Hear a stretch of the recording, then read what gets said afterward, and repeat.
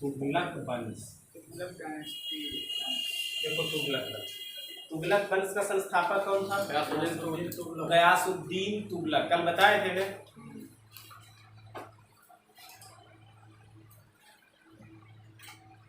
खिलजी के बाद आता है तुगलक।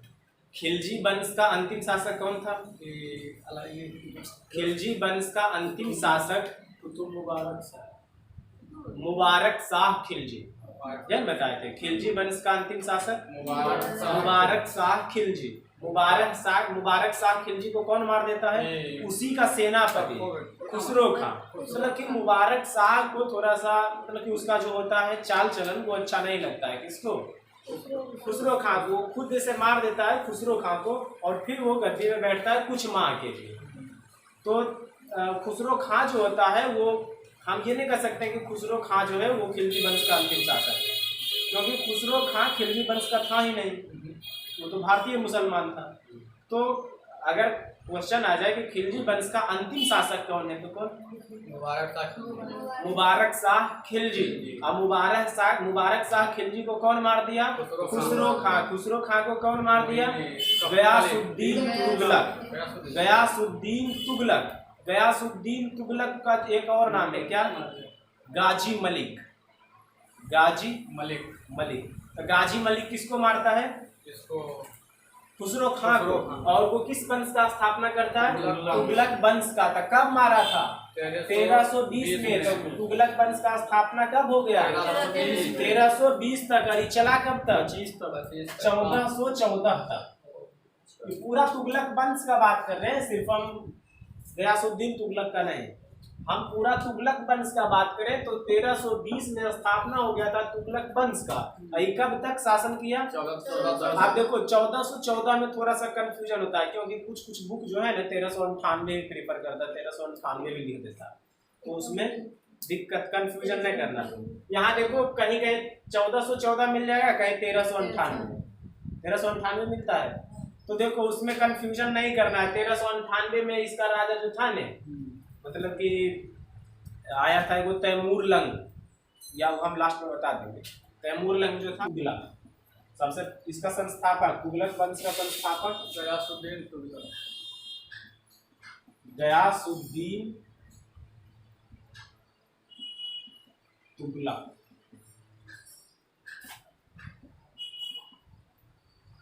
ये कब गद्दी पर बैठा? 1320 में। कब तक रहा? 1325 तक। ये उपाधि लिया था क्या चीज का? गाजी मलिक का। गाजी मलिक। ये क्या किया था काम इसका कुछ देखे तो? ये नहर बनवाया। क्या किया था? नहर निर्माण करवाया था। इससे पहले नहर कोई शासक नहीं बनवा रहा था, इसीलिए ये हो जाता है क्या, मतलब कि दिल्ली सल्तनत का प्रथम शासक जो नहर निर्माण करवाया। प्रथम बार लिख देते हैं, प्रथम बार नहर निर्माण। प्रथम बार ये क्या किया था? नहर निर्माण किया। कौन? गयासुद्दीन तुगलक। अब देखो नहर निर्माण तो ये प्रथम बार किया है। उसके बाद इससे ज्यादा क्वेश्चन नहीं बनता है। क्वेश्चन बनता है क्या? ये प्रथम शासक, सल्तनत काल का प्रथम शासक जो नहर निर्माण करवाया, गयासुद्दीन तुगलक। और ये क्वेश्चन पूछ देता है कि तुगलक वंश का संस्थापक कौन था? गयासुद्दीन तुगलक। ये इसका डेट, ये मर कब जाता है? 1325 में। मरता है कैसे? ये बंगाल तरफ आ गया था। बिहार मतलब भारत का मैप अगर देखें तो बंगाल इधर है। तो ये बंगाल देखो, दिल्ली तो इधर है, तो दिल्ली से ये आया कहाँ से? बंगाल। अब बंगाल जब आ गया तो बंगाल में वो जगह है, जगह का नाम है क्या? तिरहुत। तो तिरहुत नामक जगह पे आ गया युद्ध करने, और तिरहुत को जीत लिया और वापस जा रहा था। तिरहुत को जीत करके वापस जा रहा था तो रास्ते में इसका मृत्यु हो जाता है। किसका? गयासुद्दीन तुगलक। तो 1325 में ये मर जाता है। कब? 1325 में। 1325 में मरता है। कैसे मर जाता है? तिरहुत विजय, मतलब तिरहुत को विजय करके वापस लौट रहा था, तो 1325 में इसका मृत्यु हो जाता है। किसका? गयासुद्दीन तुगलक का। गयासुद्दीन तुगलक 1325 में मर जाता है। उसके बाद 1325 में कौन आता है गद्दी पर? मोहम्मद तुगलक। मोहम्मद बिन तुगलक। आइए लिखते हैं मोहम्मद बिन तुगलक। मोहम्मद बिन तुगलक। मोहम्मद बिन तुगलक जो है गद्दी पर कब बैठता है? 1325। गयासुद्दीन के बाद गयासुद्दीन 1325 में मर जाता है, तो 1325 में आ जाता है कौन? मोहम्मद बिन तुगलक। मोहम्मद बिन तुगलक जो है गद्दी पर कब बैठता है? 1325 में गयासुद्दीन के मृत्यु के बाद। गयासुद्दीन तुगलक का मृत्यु होता है, उसके बाद आता है मोहम्मद बिन तुगलक जो 1325 में गद्दी पर बैठता है और 1351 तक शासन करता है। तो 1351 तक ये शासन किया है कौन? मोहम्मद बिन तुगलक। इसका देखो नाम मोहम्मद बिन तुगलक था। इसका बचपन का नाम क्या था? बचपन का नाम का बात करें तो बचपन का जो नाम था इसका था जमुना खां। जमुना खां नाम अच्छा लगता है। चलो जो भी है, इसका बचपन का नाम क्या था? जमुना खां। जमुना खां। इसका और नाम का बात करें तो बहुत सारा नाम था। अब नाम एक क्या आइएगा तो देखो, इसे क्या कहा जाता था? पागल शासक कहा जाता था। इसको क्या कहा जाता था? पागल शासक कहा जाता है इसको। पागल शासक। पागल शासक। और क्या कहा जाता है? पैसों वाले का शासक। पैसों वाले का शासक। पैसे वालों का शासक। और क्या कहा जाता था? सनकी शासक। इसको सनकी शासक के नाम से भी जाना जाता है। तो इसका ये नाम का हम बात किए थे। इसका नाम क्या था? मोहम्मद बिन तुगलक। बचपन में इसका नाम क्या था? जमुना खां। इसे पागल शासक भी कहा गया है, पैसों वाले का शासक कहा गया है, सनकी शासक कहा गया है। और एक चीज क्या, इसे पढ़ा लिखा शासक भी कहा गया।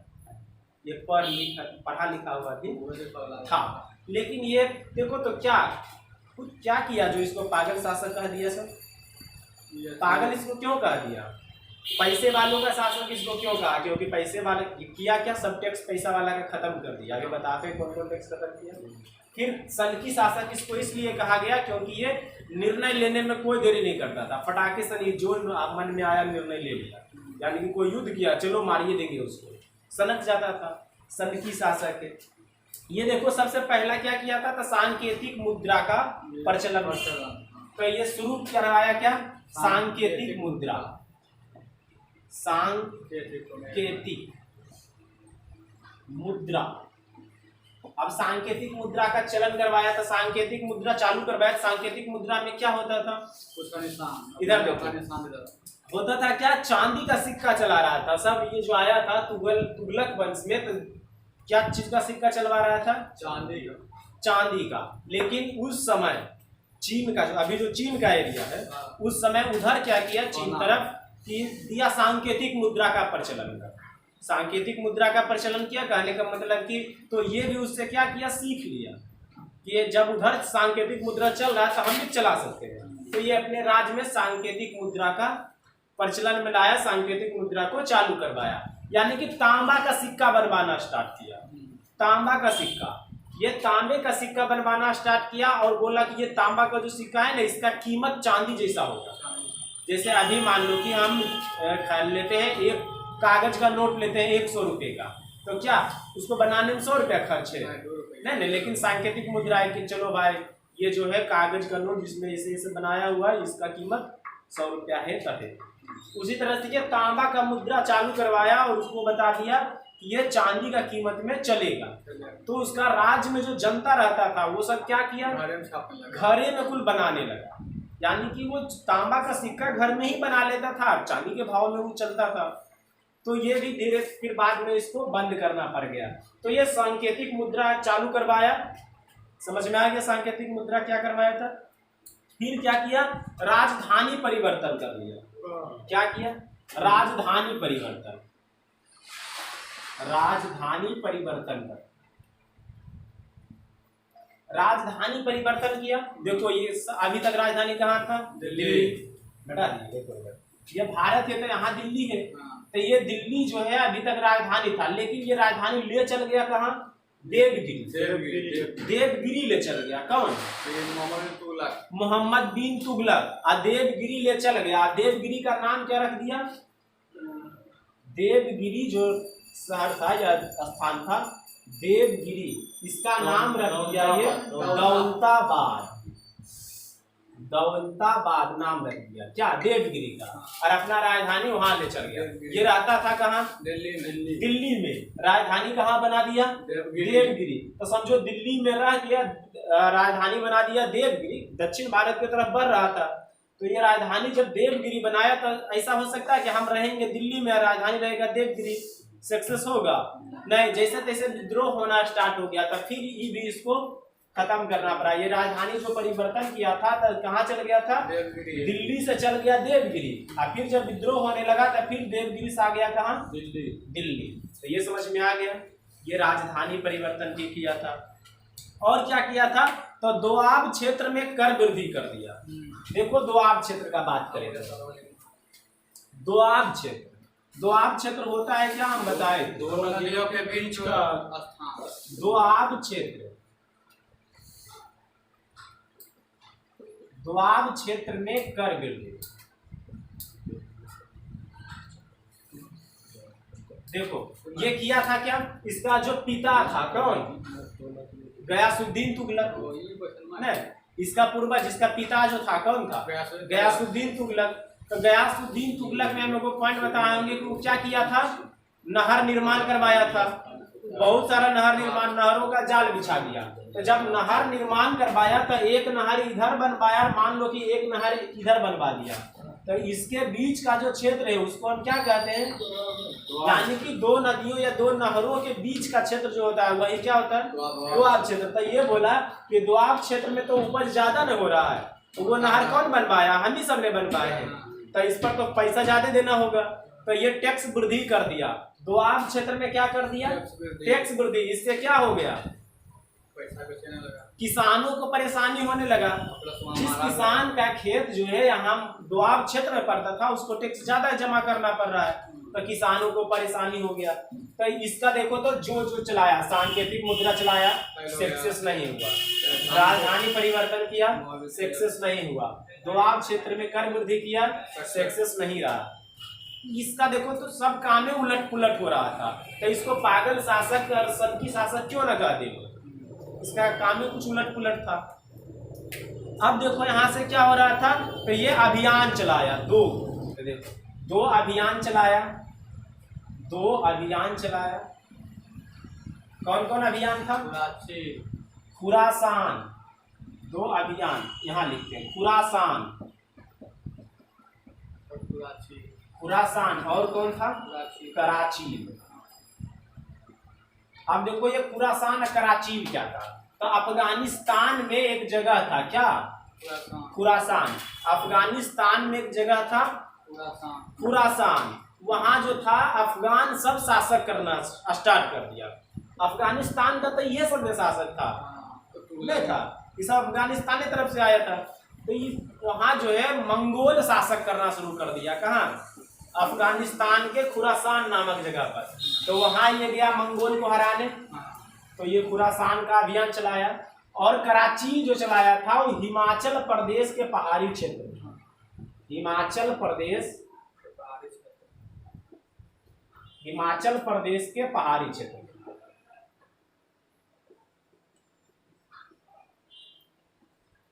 ये दो अभियान चलाया, खुरासान और कराची का अभियान। तो खुरासान तो अफगानिस्तान में चलाया और कराची जो चलाया वो हिमाचल प्रदेश के पहाड़ी क्षेत्र में। ये दो अभियान चलाया था, समझ में आ गया। इसी के समय में इब्न बतूता भारत आया था। नहीं, इसी के समय में क्या हुआ था? इब्न बतूता भारत आया था। इब्न बतूता भारत कब आया था? 1333 ईस्वी में। तो 1333 ईस्वी में तो देखो तो ये शासन कब तक किया था? 1325 से 1351 तक। तो देखो तो 1325 से 1351 के बीच 1333 नहीं आया। हाँ। तो इसी के समय में कौन आया था? Ibn Battuta. तो ये भी एक पॉइंट याद रखना। फिर ये क्या किया था? सर्वाधिक, इसी के समय में क्या हो गया था? सर्वाधिक विद्रोह। ये मोहम्मद बिन तुगलक जो है, इसी के समय में क्या हुआ? सर्वाधिक विद्रोह हुआ। सर्वाधिक विद्रोह, सर्वाधिक विद्रोह किसके समय में हुआ था? मोहम्मद बिन तुगलक के। और देखो ये जो हुआ था, हल्का सा यहाँ देखो, सर्वाधिक विद्रोह तो हो गया। फिर बात करें इससे पहले, जब ये राजा नहीं था, तो राजा नहीं था तो क्या किया था? तो राजा कब, ये राजा कब बन गया था? शासक कब बना?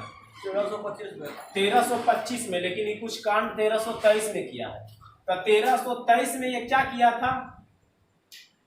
विद्रोह दबाने गया था। किस साइड? दक्षिण भारत। दक्षिण भारत में 1323 में दक्षिण भारत तरफ, जैसे भारत मान लो किस तरह से है, तो यहाँ दिल्ली था तो इधर आया था। तो यहाँ पर जो है दो गो विद्रोही को पकड़ा। किसको? हरिहर और बुक्का को। इससे क्वेश्चन पूछता है, तो इसको थोड़ा सा ध्यान में। यहाँ दिल्ली से आ गया कहाँ? ये दक्षिण भारत। दक्षिण भारत। और यहाँ जो है हरिहर एवं बुक्का को पकड़ा। तो हरिहर बुक्का को पकड़ा, लेकिन उस समय ये शासक नहीं था। शासक कौन था? गयासुद्दीन तुगलक। 1323 का बात करें तो 1323 में तो गयासुद्दीन तुगलक था। लेकिन ये आया था, पकड़ा था किसको?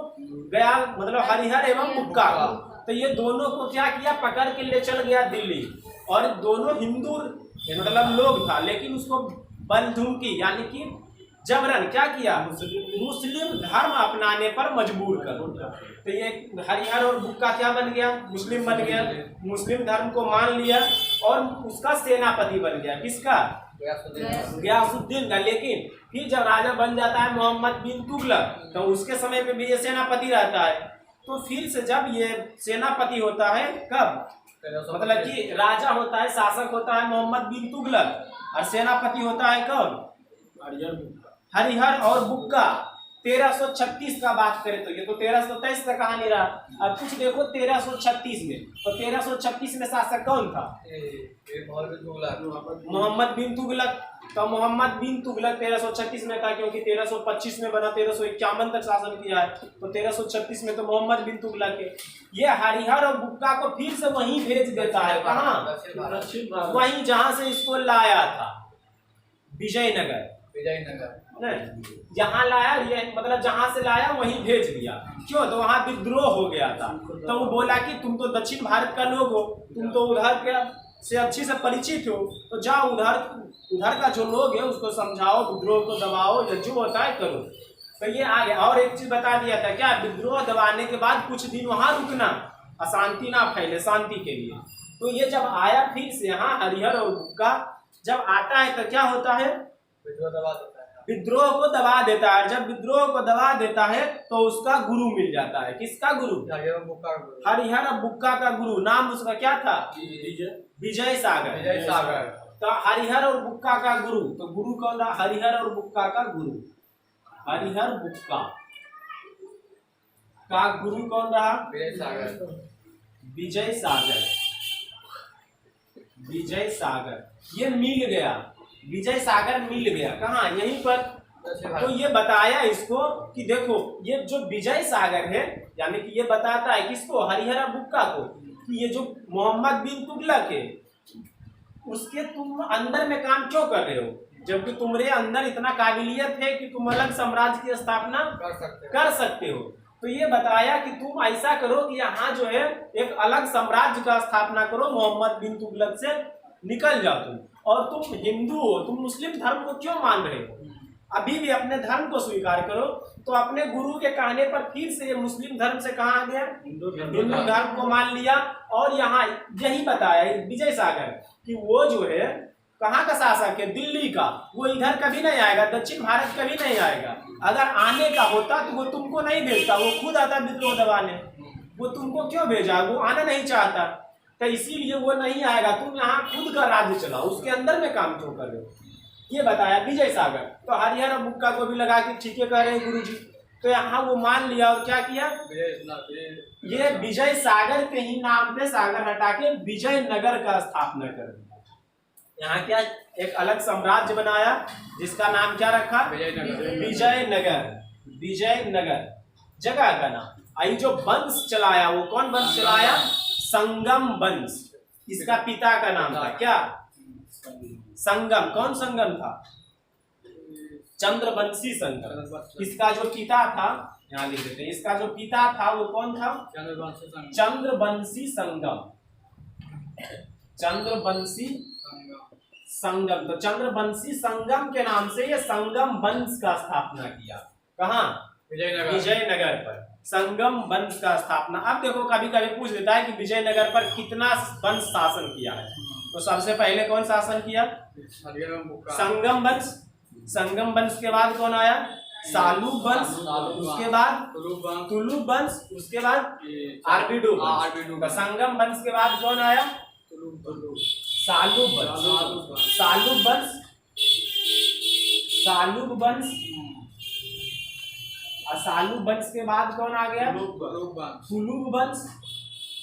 और तुलु वंश के बाद कौन आ गया? आरबीडू वंश। आरबीडू वंश। ये नाम याद है।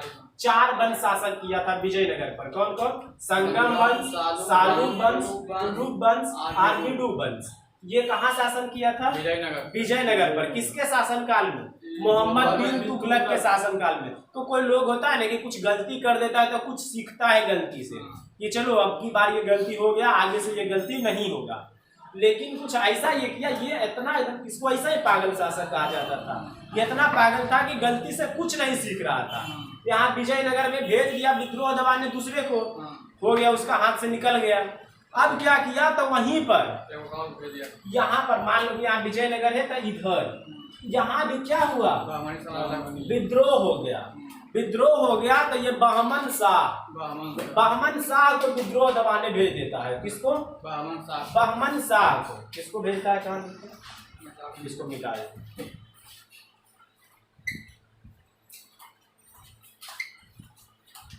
तो बहमन शाह को विद्रोह दबाने के लिए भेजता है।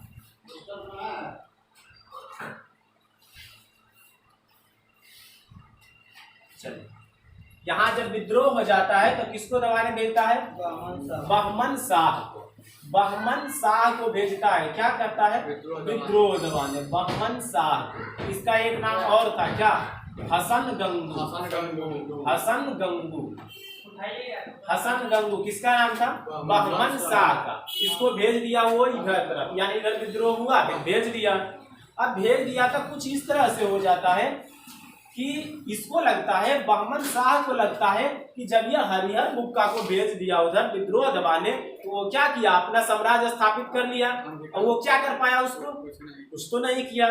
तो हम भी यहाँ आइए गए हैं, विद्रोह दबाइए देते हैं, तो हम मोहम्मद बिन तुगलक से अलग हो जाके अलग साम्राज्य का स्थापना कर दे, तो हमारा क्या करेगा? कुछ नहीं कर पाएगा। तो इसलिए ये भी क्या करता है? बहमन शाह था, इसीलिए अपने नाम से एक साम्राज्य का स्थापना करता है जिसका नाम रखता है क्या? बहमनी साम्राज्य। बहमनी साम्राज्य। तो बहमनी साम्राज्य का संस्थापक बहमन शाह, जिसका नाम हसन गंगू भी था। ये कब आया था? ये कभी कभी पूछ लेता है, ये कब आया था? यहाँ ये कब पहुंचा था? 1347 ईस्वी। 1347। देखो विजयनगर का स्थापना 1336 में, और बहमनी साम्राज्य का स्थापना 1347 में। दोनों डेट याद रखना। विजयनगर का स्थापना 1336 में, बहमनी साम्राज्य का स्थापना 1347 में। विजयनगर का संस्थापक कौन था? हरिहर एवं बुक्का, 2 भाई था। और ये बहमनी साम्राज्य का संस्थापक बहमन शाह। इस पर विजयनगर पर कितना शासक शासन किया है? कितना वंश शासक किया है? 4 वंश। कौन कौन? संगम वंश, सालू वंश, तुलु वंश, आरबीडू वंश। कोई दिक्कत नहीं। तो धर्मनिरपेक्ष, ये जो मोहम्मद बिन तुगलक था, ये धर्मनिरपेक्ष शासक था। धर्मनिरपेक्ष कहे तो ये होली भी मनाता था। देखो यहाँ से एक क्वेश्चन बन जाता कि वह कौन शासक, वह कौन मुस्लिम शासक था जो होली त्योहार को मनाता था? मोहम्मद बिन तुगलक। तो मोहम्मद, देखो होली जो त्योहार है वो किसका है? किस धर्म के लिए? हिंदू धर्म के लिए। लेकिन वो इस्लाम धर्म को मान रहा था, और इस्लाम धर्म को मानते हुए वो होली पर्व को मनाता था। कौन? मोहम्मद बिन तुगलक। ये धर्म निरपेक्ष शासक था, यानी कि अपने आप को कहता था कि हमको धर्म से कोई लेना देना नहीं है, कोई भी धर्म का रहे सबका स्वागत है। तो मोहम्मद बिन तुगलक देखो इतना अच्छा बात ये कर रहा है, तब वो इसको पागल शासक कर दिया। तो काम में तो सब पागले वाला किया था, इतना गलती कर रहा है, एको को इसका कुछ सक्सेस हुआ था, सब लगाते गया, फैल होते गया। विजयनगर में भेज दिया, वहां नहीं सक्सेस हुआ, कम से कम उधर अपने जाता, बहमन शाह को नहीं भेजता। लेकिन वो फिर क्या किया, बहमन शाह को भेज दिया, फिर दोबारा गलती कर दिया। ये 2 लॉन का शुरुआत करवाया था किसानों के लिए, 2 लॉन का शुरुआत करवाया था। कौन कौन? स्वनधार और तकावी। ये 2 लॉन शुरू करवाया था। ये क्वेश्चन पूछ लेता है कभी कभी, 2 लॉन दिया था, 2 लॉन का शुरुआत करवाया था। कौन कौन? स्वनधार, स्वनधार और कौन?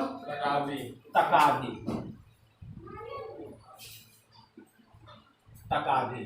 देखो ये मतलब कि ये टैक्स नहीं लेता था, सब तो टैक्स ले रहा था, ये दे रहा था, लोन दे रहा था, यानी कि किसानों को देता। ये स्वनधार जो वो क्या करता था, किसानों के लिए। तकावी भी कुछ उसी तरह का लोन था, ये देता था कि कृषि करने के लिए तुम्हारे पास पैसा नहीं है, मेरे से लो पैसा, फिर जब उसमें उपज हो जाएगा तो हमको वापस कर देना। तो ये लोन देता था, यानी कि लोन का शुरुआत कौन किया? मोहम्मद बिन तुगलक। ये 2 प्रकार का लोन चालू किया था। कौन कौन? स्वनधार और तकावी। ये समझ में आया? 2 प्रकार का लोन ये चलाया था। ये कृषि विभाग का स्थापना किया था। कौन? मोहम्मद बिन तुगलक। क्या नाम रखा था? दीवान ए अमीर कोही। दीवान ए अमीर कोही। देखो ये लॉ क्या किया था, कृषि विभाग का स्थापना किया था। हाँ, कृषि विभाग का स्थापना किया था। कृषि विभाग का कौन? कृषि विभाग। कृषि विभाग का नाम क्या रखा था? यानी कि खेती करने के लिए जो किसान को दिक्कत हो रहा है उसका देख रेख के लिए ये एक विभाग का स्थापना किया, कृषि विभाग, जिसका नाम क्या रखा? दीवान ए कोही। दीवान ए कोही, दीवान ए अमीर कोही ना, क्या था? हाँ, दीवान ए। ये कृषि विभाग का स्थापना किया किसानों के लिए, और उसका नाम क्या रखा? तो दीवान ए अमीर। दीवान ए आमिर कोही। आमिर कोही ये नाम रख दिया कृषि विभाग का। क्या?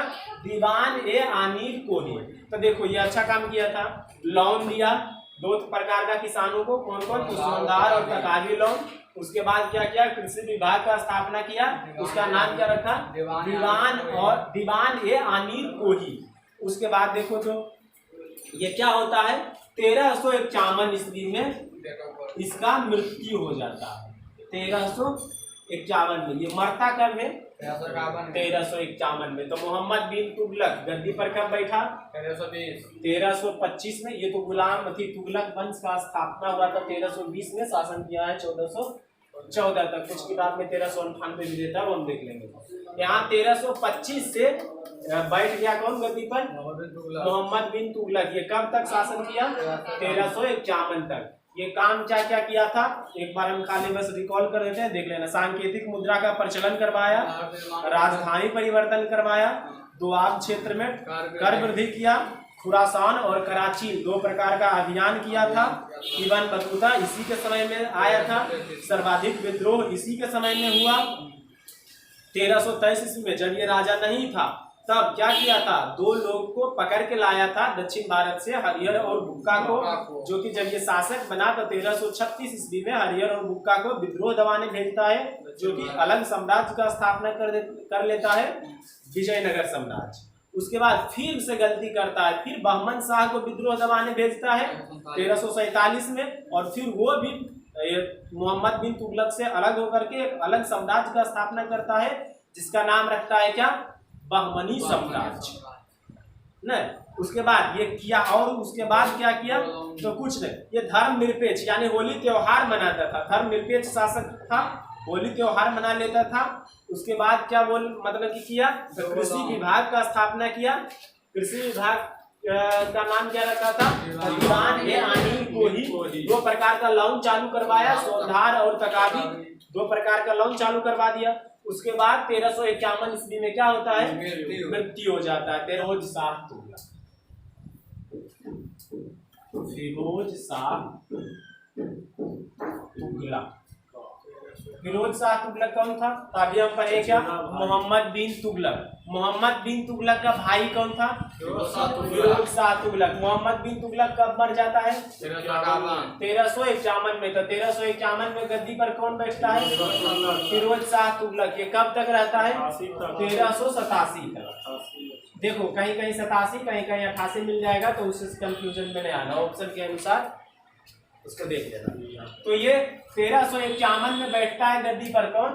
फिरोज शाह तुगलक। और ये कब तक रहता है? 1387। 1387 में इसकी मृत्यु हो जाती है। चलो इधर देखो, तो 1387 में ये बैठता है गद्दी पर, मतलब 1387 तक बैठल रहता है, यानी बैठता कब है? 1351 फिरोज शाह तुगलक। अब देखो इसका कुछ काम, तो ये काम क्या किया था? तो सल्तनत काल के सबसे भ्रष्ट शासक यही माना जाता है, यानी कि पूरा दिल्ली सल्तनत में सबसे भ्रष्ट शासक अगर देखा जाए तो वो कौन था? फिरोज शाह तुगलक। अच्छा, इसको भ्रष्ट शासक क्यों कहते हैं? ये देखो बात कुछ ऐसा रहा कि फिरोज शाह तुगलक अमीरों पे जो 24 प्रकार का टैक्स लग रहा था, अमीर पर जो 24 प्रकार का टैक्स लग रहा था उसको खत्म कर दिया। 24 प्रकार के कर, जिसका नाम क्या था? अवबाब को समाप्त किया, यानी कि 24 प्रकार का टैक्स लगता था, उस सभी टैक्स को मिला के वो अलग से रख दिया। क्या? अवबाब। तो अवबाब को समाप्त कौन किया था? फिरोज शाह तुगलक। इसीलिए, और जब ये टैक्स खत्म किया अमीरों पे, तो टैक्स किसी ना किसी से तो लेगा, तो ले रहा था किससे? गरीबों से। ये 4 को, मतलब कि देखो ये टैक्स शुरू करवाया गरीबों के लिए। क्या क्या? खराज, वो हम लिख देते हैं। खराज शुरू करवाया। कौन टैक्स शुरू करवाया? खराज। और क्या? खम्स। खम्स। और क्या करवाया? जजिया। जजिया पहली से चल रहा था, लेकिन इसको हम लिख लेते हैं जजिया। इसमें कुछ ये चेंज किया था, जजिया। और क्या किया था? जकात। ये 4 प्रकार का टैक्स दिया था गरीब अमीर से। तो ये अब आपको खत्म कर दिया, और ये 4 गो नए टैक्स का चालू करवाया। क्या? जकात। ये क्या था? तो कृषि पर लगने वाला टैक्स, लगान, यानी कि कृषि पे लगता था टैक्स। तो कृषि पे जो टैक्स लगता था वो चालू करवाया कौन? फिरोज शाह तुगलक। खराज को चालू करवाया। खम्स क्या था? तो लूटपाट का धन, लूटपाट का जो धन आता था उस पर टैक्स लेता था। यानी कि हम सब उस समय तो मतलब कि ये राजतंत्र ही न चल रहा था, लोकतंत्र तो था नहीं, जो कि किसी पे हम कुछ लड़ उड़ नहीं सकते हैं। वहां लड़ाई झगड़ा चलते रहता था। तो लूटपाट का जो धन होता था उस पर भी ये क्या करता था? टैक्स लेता था। वो टैक्स का नाम क्या रखा? जजिया कर पहली से चल रहा था, पहली से चल रहा था। जजिया कर कौन शुरू करवाया था? मोहम्मद बिन कासिम ही शुरू करवा दिया था। हिंदू पर नहीं, जजिया कर तो मोहम्मद बिन कासिम ही चालू करवा दिया था। तो हिंदू पर लग रहा था, सब इस्लाम धर्म के छोड़ करके बाकी सब पर लग रहा था ये कर, लेकिन ब्राह्मण मुक्त रहता था, इससे ब्राह्मण टैक्स नहीं जमा करता था। लेकिन ये क्या किया? फिरोज शाह तुगलक ब्राह्मण से भी ये टैक्स लेना चालू कर दिया, यानी कि जजिया कर जो है वो ब्राह्मणों पर भी लागू कर दिया, ब्राह्मणों पर भी लागू कर दिया। कौन? फिरोज शाह तुगलक। तो जजिया कर और जकात। तो जकात किस प्रकार का टैक्स? मुसलमानों से, मतलब कि अमीरों से लेता था। अमीर मुसलमान या कोई भी रहे, अमीरों से जो टैक्स लेता था वो जकात कहलाता था। लेकिन ज्यादा अमीर नहीं, अमीर के लिए तो ये माफी कर दिया था, यानी कि बिजनेस छोटा छोटा बिजनेस नहीं करता है उस पर ये टैक्स लेता था। तो जकात, यानी कि ये 4 प्रकार का टैक्स लेता था, खराज, खम्स, जजिया, जकात। जबकि अवबाब को खत्म कर दिया, 24 प्रकार का टैक्स उसमें आता था उसको खत्म कर दिया। इसका तो मेन वही, मतलब कि जो भी राजा था उसका आय का स्रोत जो था उसको समाप्त किया। अमीरों को बहुत एकदम से पूरा छूट कर दिया, जाओ तुम फ्री रहो। और ये टैक्स लेना चालू कर दिया गरीबों से। खराज किसान से लेता था, खम्स जो लूटपाट के लाता था उससे, जजिया ब्राह्मणों से भी लेना स्टार्ट कर दिया। पहले लग रहा था, ब्राह्मण पर नहीं लगता था। जकात छोटे छोटे बिजनेसमैन से लेना स्टार्ट कर दिया। उसके बाद क्या किया? फिर ये 300 लगभग, एकदम एक्यूरेट नहीं, लेकिन लगभग 300 नए शहर का स्थापना किया। कौन? फिरोज शाह तुगलक क्या किया?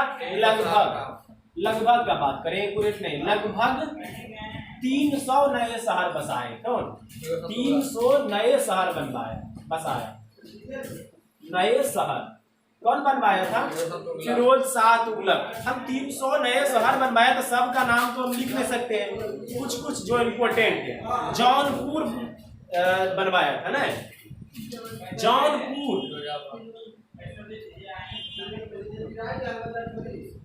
चलो जौनपुर बनवाया ना। ये कौन शहर को बसाया? जौनपुर को।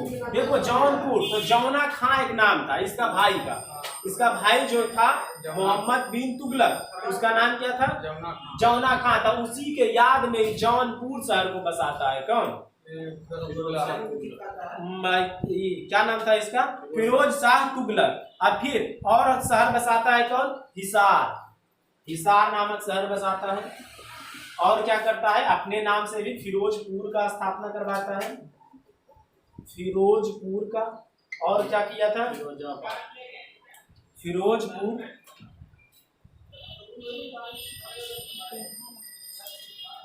और कोई शहर स्थापना किया?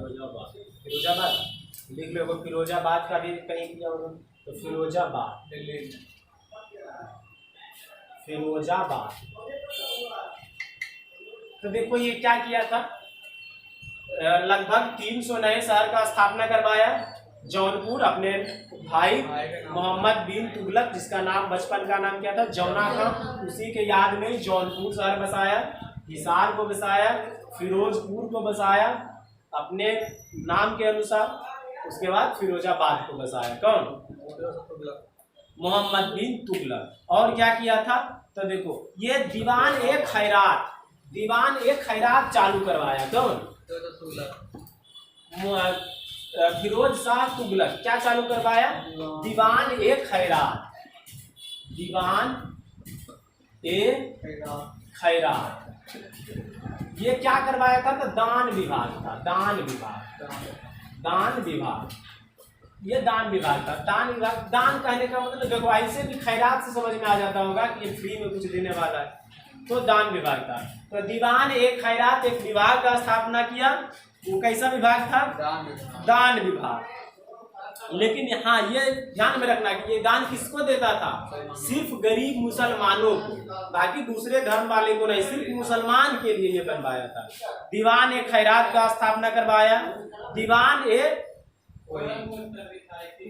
बंदगान, दीवान ए बंदगान का स्थापना करवाया। बंदगान क्या होता है? देखो दीवान ए बंदगान का स्थापना करवाया। बंदगान ये क्या था? तो दास विभाग। दास विभाग कहें तो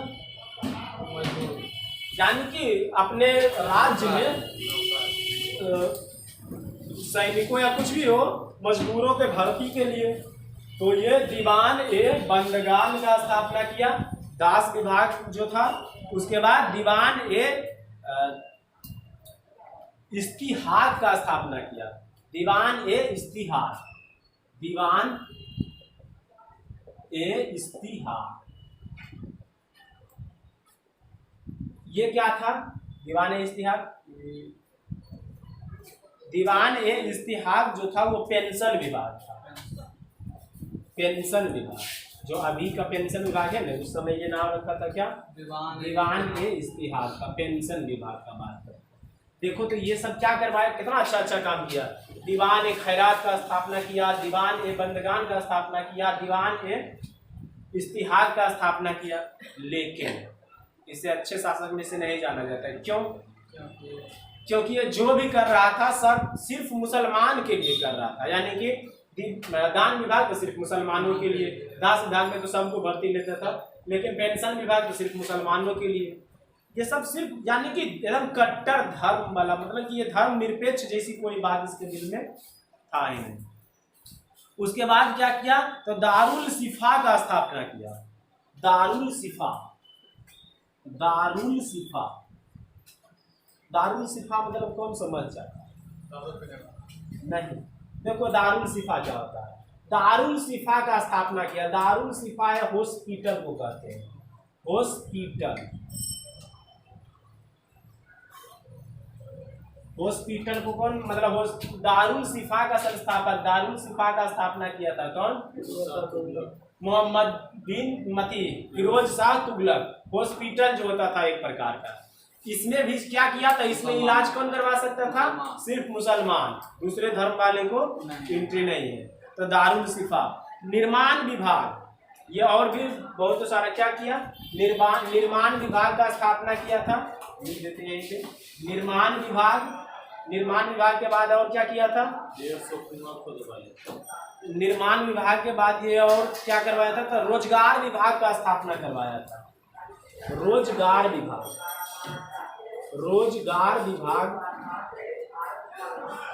देखो तो ये अगर देखें फिरोज शाह तुगलक का, तो ये गद्दी पर बैठा 1391 में 1387 तक शासन किया। दीवान ए खैरात दान विभाग का स्थापना करवाया। दीवान ए बंदगान दास विभाग का स्थापना करवाया। दीवान ए इस्तिहाद पेंशन विभाग का स्थापना करवाया। दारुल शिफा हॉस्पिटल सिर्फ मुसलमानों के लिए। और निर्माण विभाग, निर्माण जो होता है निर्माण विभाग, रोजगार विभाग का स्थापना करवाया। और फिर बाकी बात करें तो क्या, हिंदू धर्म ग्रंथ को संस्कृत भाषा से फारसी में बदल दिया था। कौन? क्या किया था? हिंदू धर्म ग्रंथ को फारसी में बदलने वाला शासक कौन था? फिरोज शाह तुगलक। और क्या किया था? अब इसका ऐसा कोई काम नहीं रहा। उसके बाद क्या होता है, मरता है ये कब? 87 में, 1387 में। 1387 में क्या हो जाता है, इसका मृत्यु हो जाता है। कोई दिक्कत समझ में आया ना? देखो हम पढ़ चुके हैं तुगलक वंश में किसको? गयासुद्दीन तुगलक, गाजी मलिक जिसको कहते हैं, मोहम्मद बिन तुगलक, जौना खान, उसके बाद उसी का भाई फिरोज शाह तुगलक। उसके बाद फिरोज शाह तुगलक का मृत्यु कब हो जाता है? 1387 में। 1387 में गद्दी पर कौन बैठ जाता है? नसरुद्दीन मोहम्मद तुगलक, यानी कि नसरुद्दीन महमूद तुगलक। इसका नाम क्या था? नसरुद्दीन महमूद तुगलक।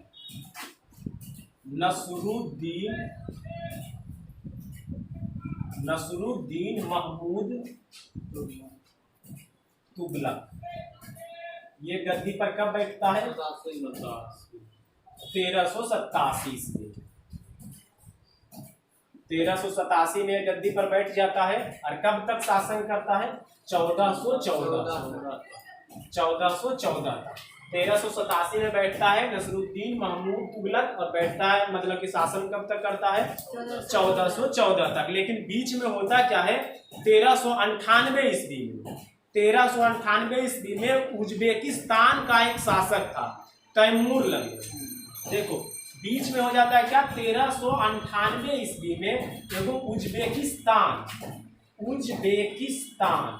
का शासक, उज्बेकिस्तान का शासक जो था उसका नाम क्या था? तैमूरलंग। तैमूरलंग को और किस नाम से जाना जाता था? लंगरा शासक। लंगरा शासक कहा जाता है। ये क्या किया? आक्रमण कर दिया किस पर? नसरुद्दीन महमूद तुगलक पे। देखो नसरुद्दीन महमूद तुगलक पर कौन आक्रमण किया? 1398 में किया था। उज्बेकिस्तान का शासक था तैमूरलंग, जिसे लंगड़ा शासक कहा गया, और जीत भी लिया। किसको?